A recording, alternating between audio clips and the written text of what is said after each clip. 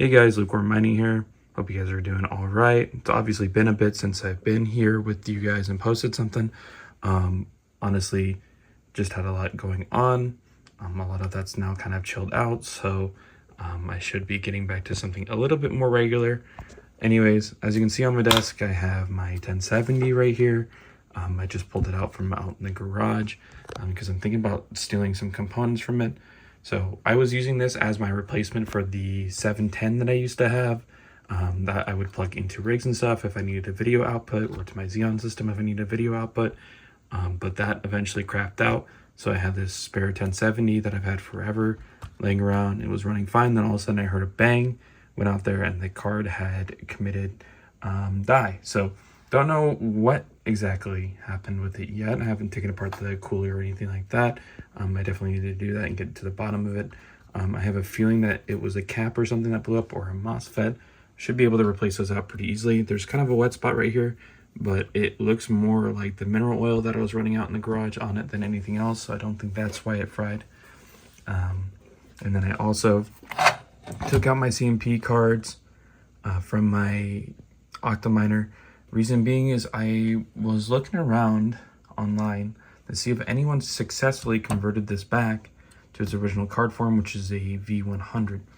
So essentially what they done on this, I don't have it apart, but what they did on it was they removed the majority of the little resistors that are right here that connect the fingers on the data side of the PCI Express to the actual core of the card.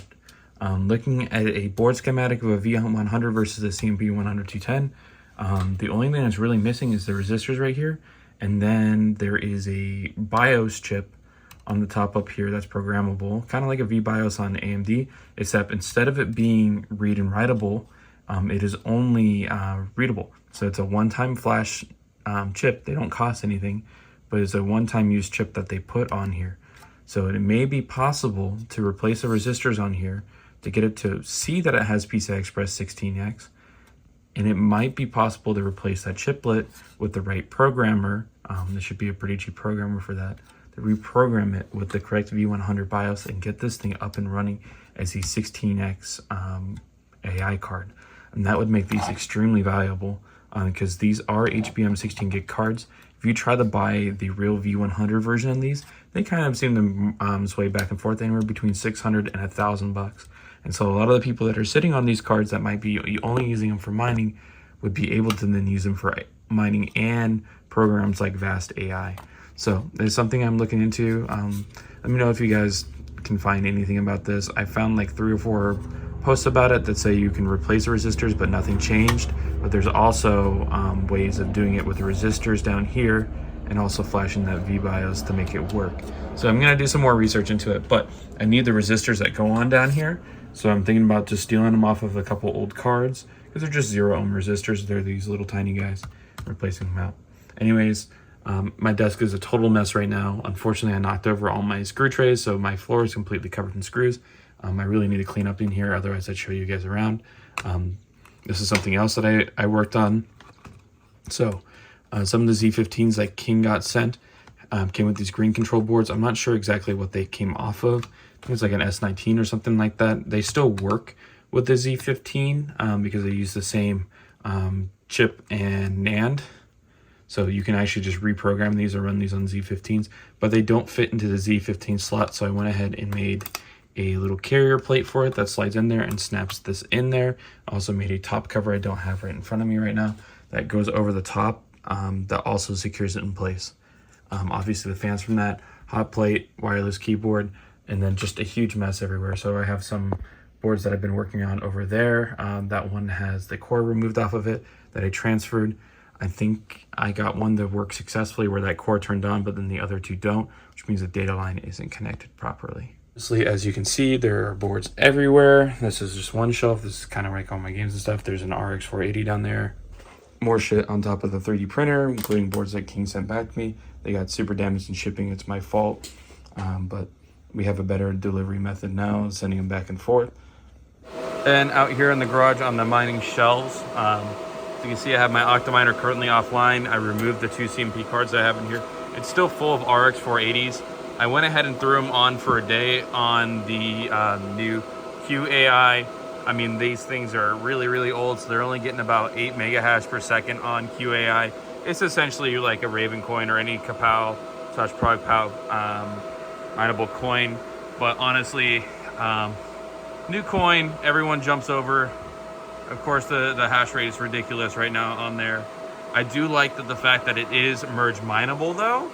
So I think that's an interesting take on proof of work, and I think that's really the direction that a lot of coins should look into going, is being able to multi-mine or merge mine other coins together, because there's so many proof of work coins out there right now. It's almost like every other week there's a new one that came out that everyone jumps onto. Obviously got my BC250 up right here. This thing has been chugging away. It's got 2 of the fans from one of my Z15s in there, because I ordered fans for it and then they didn't show up.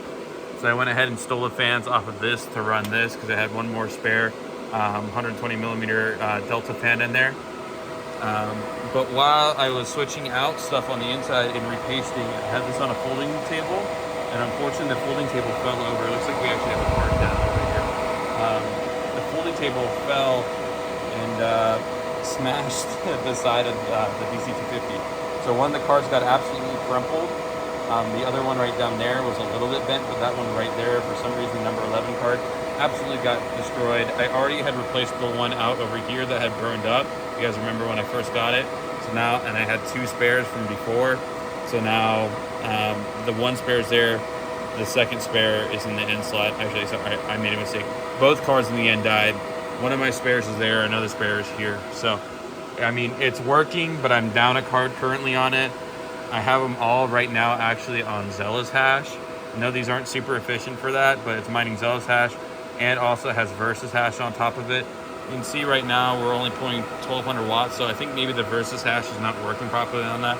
That's about where this should be for, well, I guess it's almost 1400 watts, so it might be mining Zealous, or I mean, pardon me, Vera's coin while I was doing this, but I'll have to double check.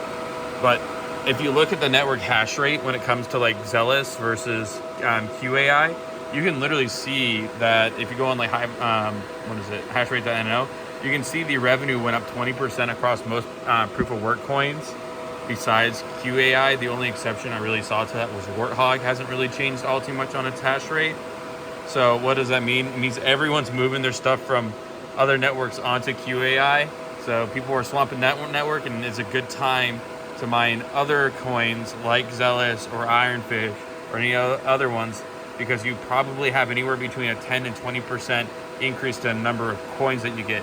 Now you could argue that that's not great, because less miners means a less secure network, which means the network has less value.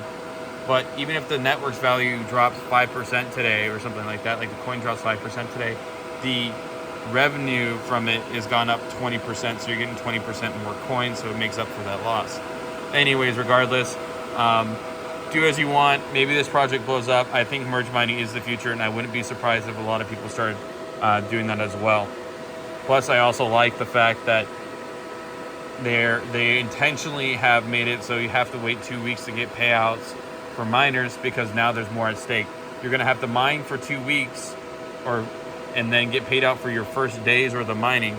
Now you're going to stick around for another 2 weeks if you just stopped. If you went the full cycle, if you started right now, mine for 2 weeks, and then you got your first payout, then for the next 2 weeks you're going to get payouts after that. It may or may not cause miners to hold to get all their coin out of it, and it might slow down the sell-off, but that's just wishful thinking. You guys can tell me I'm an idiot down in the comments or something like that. So anyways, I'm going to keep this video kind of short today. There's not really much going on out here. There's my junk shelf down there. Honestly, I have a couple other projects that I'm working on. Namely, someone asked to see if you could put an inline fan on these things. And doing the CFM calculation, you need to run one of those 8-inch infinity fans on here to get enough. It's about 800 CFM for the 8-inch one. Should be even quieter than these 120 millimeter fans, but obviously adds a lot more bulk to these. But you know, if you're looking for quietness and all that jazz, then that might be it. And you could hook that up to ducting then with like a T-split or whatever you want to heat it up with space.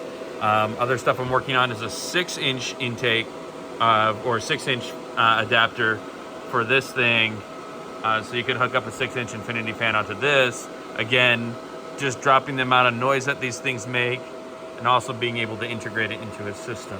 So anyways, guys, let me know what you guys want to see. If you want to see a video about QAI and setting it up on these BC250s or on any other system, feel free to drop it down below. If you have any ideas for like 3D printed stuff, I have a couple. I've actually had a couple reach out to me. That's why I said the one for the 8-inch and the 6-inch.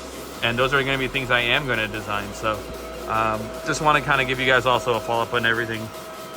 Y'all take care. And probably going to stream this weekend. All right, peace.